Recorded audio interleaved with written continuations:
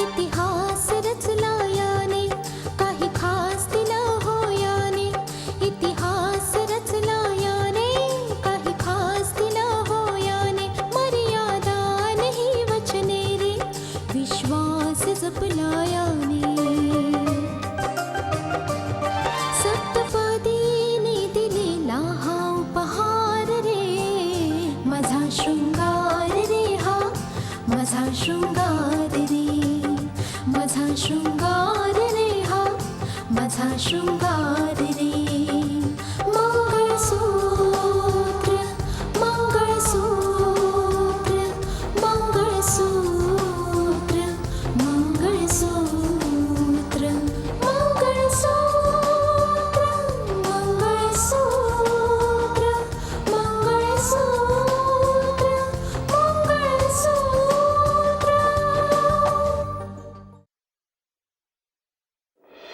खरं तर मला असं सांगायचं की उरलेली प्रेतं पुन्हा वर काढली जात आहेत. म्हणजे जुन्या गोष्टी पुन्हा नव्याने हाताळल्या जात आहेत. अच्छा, आय एम टायर्ड. झोपायला चालू आहे. Good night. Good night. नाव सांग मला. त्यांचं नाव जमालुद्दीन शेख आहे. खरं तर रितिकाने मानसबरोबर लग्न तर केलंय, पण अजून त्याला आपला पती म्हणून स्वीकारलेलं नाहीये.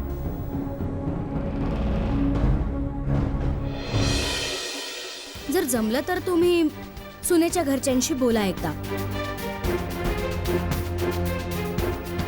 आणि त्यांना इथे बोलवा म्हणजे आपण त्यांच्याशी बोलू शकू ह्याबद्दल. बोलवायची गरज नाहीये.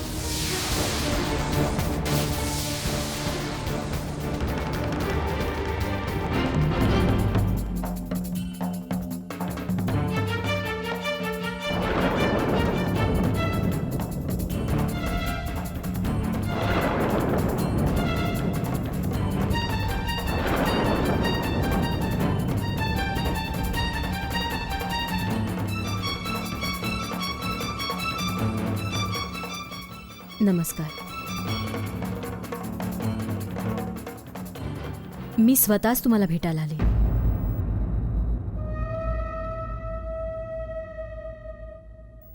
खरं तर मानस आणि रितिकाच्या बाबतीत मला स्वतःलाच तुमच्याशी बोलायचंय. म्हणजे तुम्हाला सुद्धा माहीत होतं? खरंय, आम्हाला सगळं माहिती आहे.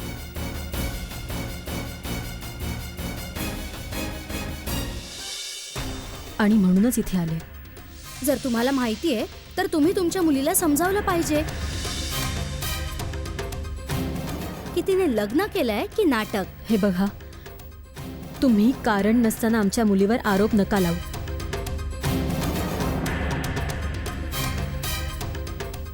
रितिकाला काय बनवून ठेवलंय तुम्ही लोकांनी?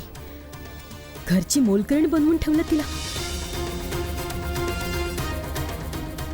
आणि आम्हाला हे कळतंय की मानसने तिला पत्नी म्हणून स्वीकारलेलं नाही. शारदाताई, अहो, दुसऱ्यांना आरसा दाखवण्या अगोदर जर तुम्ही स्वतःच आरशात पाहिलं असतं तर मग तुम्हाला समजलं असतं की तुमचं आणि तुमच्या मुलीचं खरं रूप काय आहे.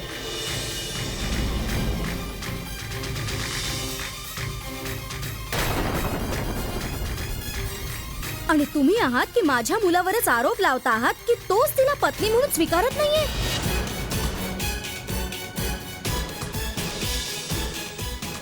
हो, सत्य तर हेच आहे. खोट आहे हे.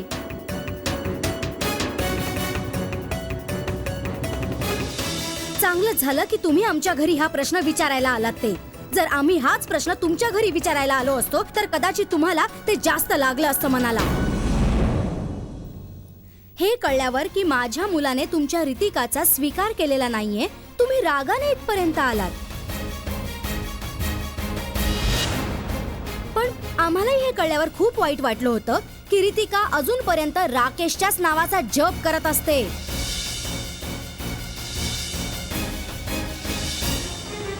लग्न नाही, फक्त नाटक केलंय, नाटक.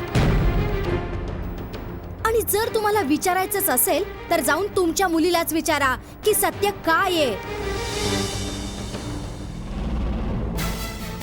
विचारा तिला की मानसने तिला स्वतः स्वीकारायला नकार दिलाय की तिने मानसला स्वीकारायला नकार दिलाय?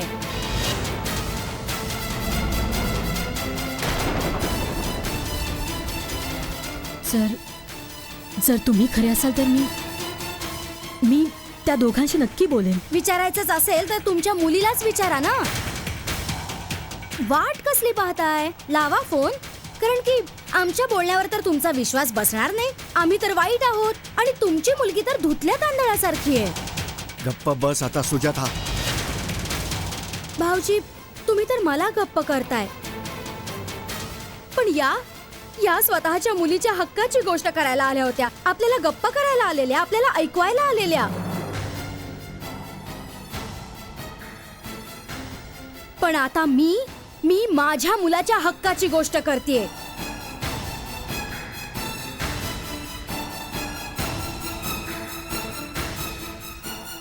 मला चांगलंच माहितीये की माझ्या बोलण्याला काहीच महत्व नाहीये तुमच्या लेखी. तुम्ही 1 मिनिट थांबा तशाच. मी येते लगेच.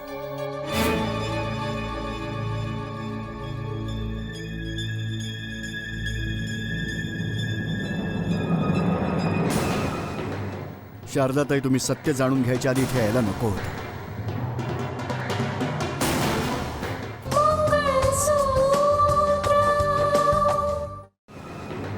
शारदाताई, तुम्ही सत्य जाणून घ्यायच्या आधी इथे यायलाच नको होतं. काय झालंय तुम्हा सगळ्या लोकांना? किती बदललाय तुम्ही सगळेजण. जज साहेबांनी पण अशा काही गोष्टी केल्या माझ्याशी की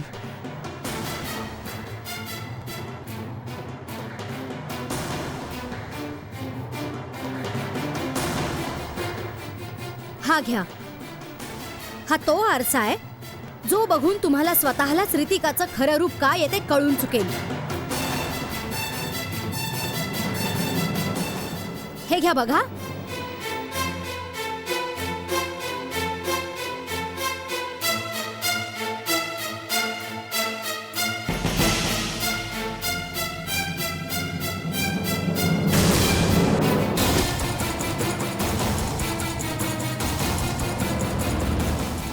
बघा ना, हा फोटो बघा. हा आमच्या घरी कसा काय आला ह्याचं उत्तर आहे तुमच्याजवळ.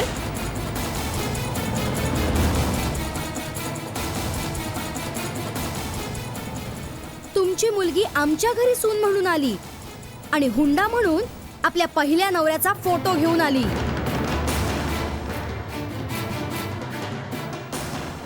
आता तुम्हीच सांगा, आता तुमचा माझ्या बोलण्यावर विश्वास बसला असेल ना की तिच्या मनात फक्त राकेशच वास करतोय.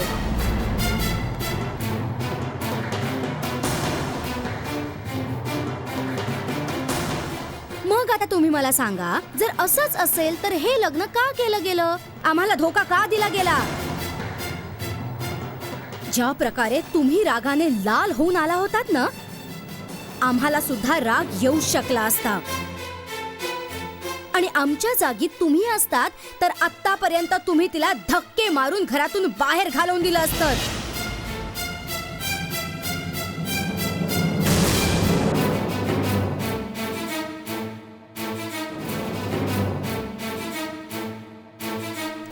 शारदाताई, शारदाताई,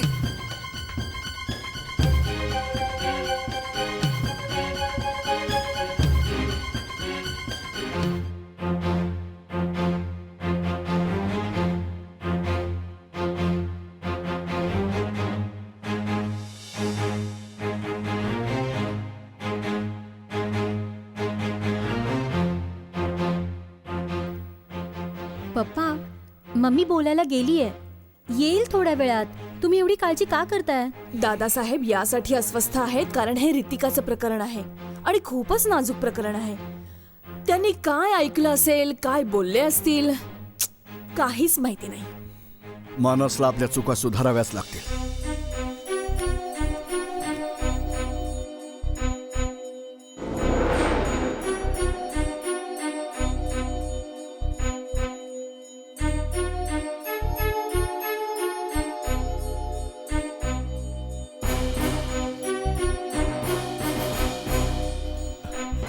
काय बोलणं झालं?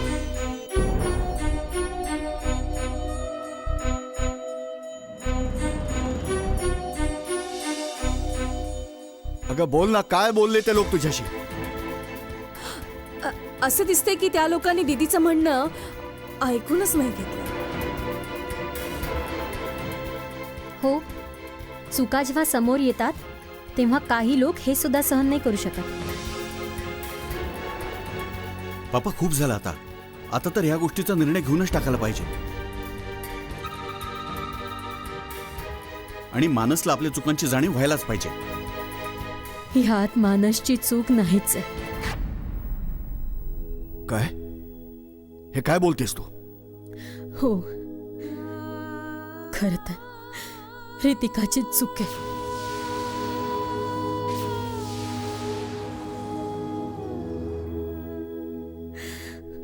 खरी गोष्ट तर ही आहे की रितिकाने अजूनपर्यंत मानसला पती म्हणून स्वीकारलेलंच नाहीये.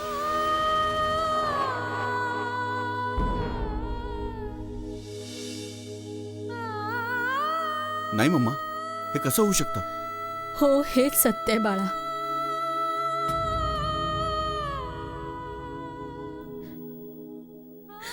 सुजाता कोणत्या ना बहाणे रितिकाला आपल्या घरातून बाहेर काढायचा विचार करते.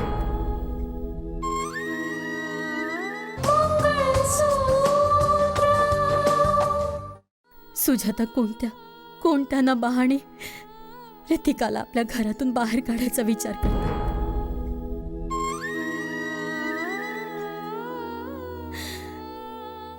आणि आपली रितिका हत्या बनली आहे त्या लोकांसाठी आपल्यावर वार करण्याकरता.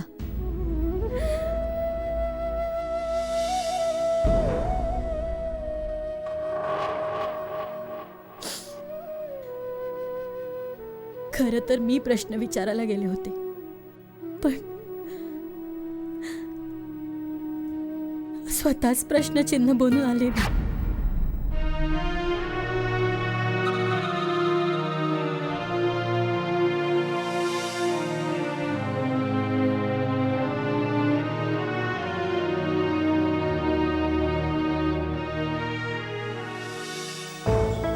दादासाहेब, पाहिलं तुम्ही?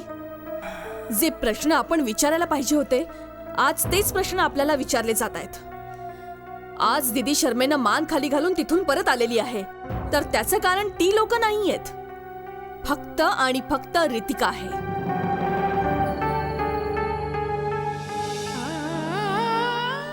किती विचित्र गोष्ट आहे.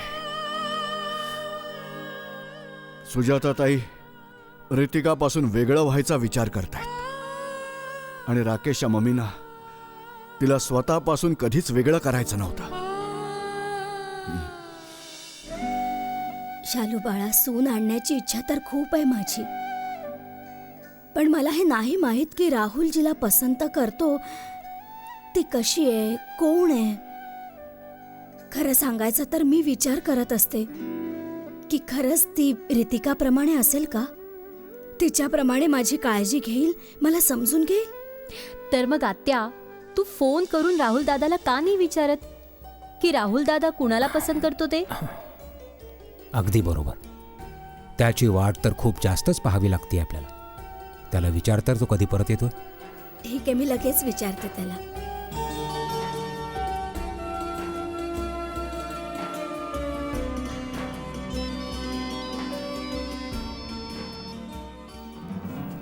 नमस्ते मम्मा, कशी आहेस? सुखी रहा बाळा. मी कशी आहे हा विचार तेव्हा सुचतो जेव्हा मी फोन करते तुला. अरे नाही मम्मा, मी स्वतःच तुला फोन करणार होतो. अच्छा, हे सांग मला की घरी कधी परत येतोस? मम्मा, अजून काही दिवस लागतील मला. मी प्रयत्न तर करतोय लवकर यायचा, पण सुट्ट्या तर मिळायला पाहिजेत ना. हो, मग सुट्टी मंजूर करून घे आणि घरी ये. हो मम्मा, मी प्रयत्न करतोय. अच्छा, आणि एक गोष्ट, कमीत कमी आम्हाला हे तरी सांग की ती मुलगी कोण आहे जी तुला खूप आवडलेली आहे, म्हणजे आम्ही तिच्या घरी जाऊ, लग्नाची बोलणी सुरू करू. नाही मम्मा, बोलणे वगैरे आपण आल्यावर बघू. पण हो, तुला एक गोष्ट सांगायची मला, की माझं लग्न झाल्यावर रितिका बहिणी एकदा पुन्हा तुझ्या जवळ येईल नक्की. जुने संबंध बिघडलेले आहेत, पण नवीन नाती ते पुन्हा जुळवून आणतील. काय कोडी घालतोयस तुम्हाला? मम्मा ही अशी कोडी आहेत जी फक्त मीच सोडवू शकतो. अच्छा बाय मम्मा. बाय.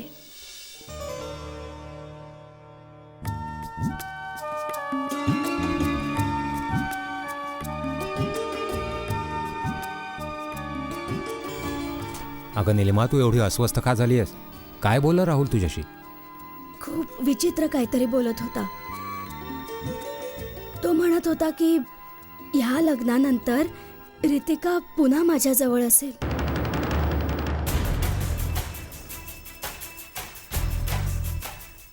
काय? हे काय बोलतेस तू आत्या? तो म्हणत होता की तुटलेले संबंध नव्या नात्याच्या रूपाने पुन्हा जोडले जातील. अखेर या गोष्टीचा अर्थ काय समजायचा? हे तर मलाही समजलं नाहीये. मला पण नाही समजलं. नाती बदलतील, पुन्हा तुटलेली जोडली जातील, म्हणजे राहुल आदित्य प्रतापच्या लहान मुलीवर प्रेम बिम तर नाही करत आहे?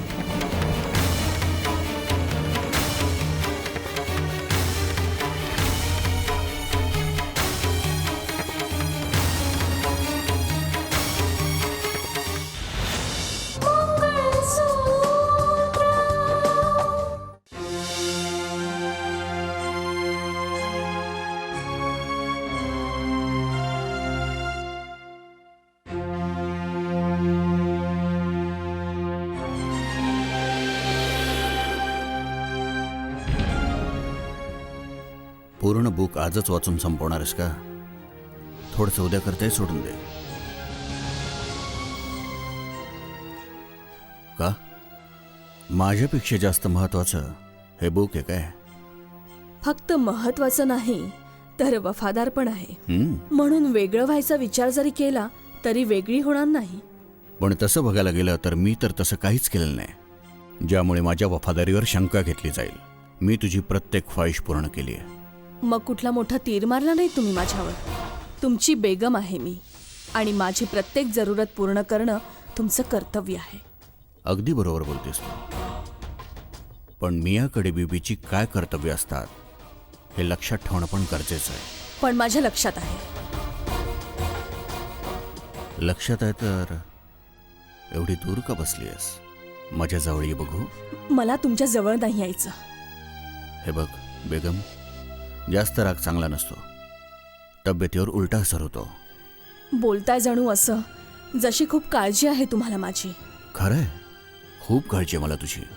अच्छा हे सांग, डॉक्टरने जी तुला ट्रीटमेंट दिली होती त्याने काही फायदा झाला की नाही?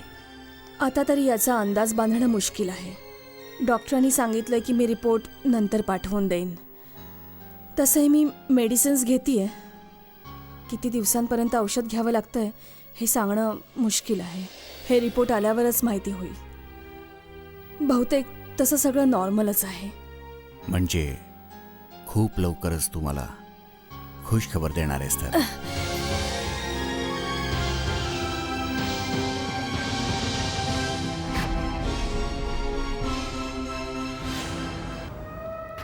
वाह मावशी वाह, काय लाज काढलेस तू त्यांची.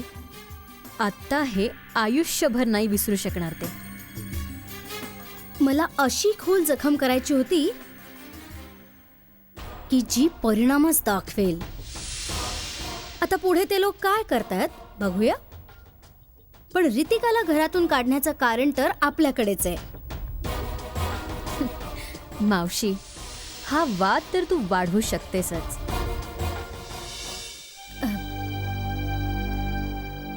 काय झालं बाळा?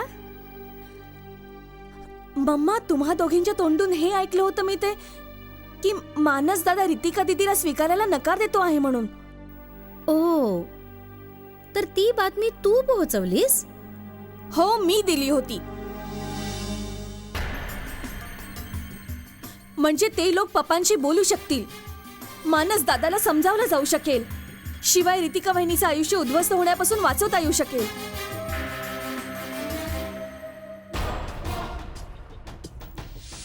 पण मला माहित नव्हतं की मलाच फसवलं जातंय.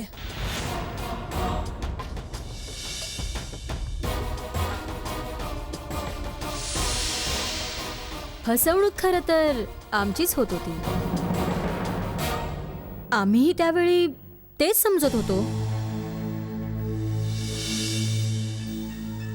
आम्हाला पण सत्य खरं तर नंतर समजलं की रितिकाने मानसला स्वीकारायला नकार दिलेला आहे.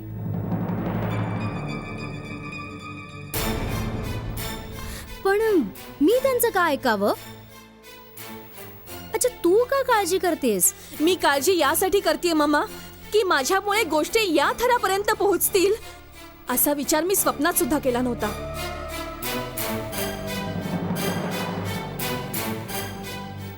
पण जे काही झालं ना, चांगलं नाही झालं मम्मा. जे झालं ते चांगलंच झालं. आता घरामध्ये कमीत कमी पती पत्नीचं नाटक तर नाही केलं जाणार. आणि रितिकाला आता मानसची पत्नी म्हणून राहावं लागेल.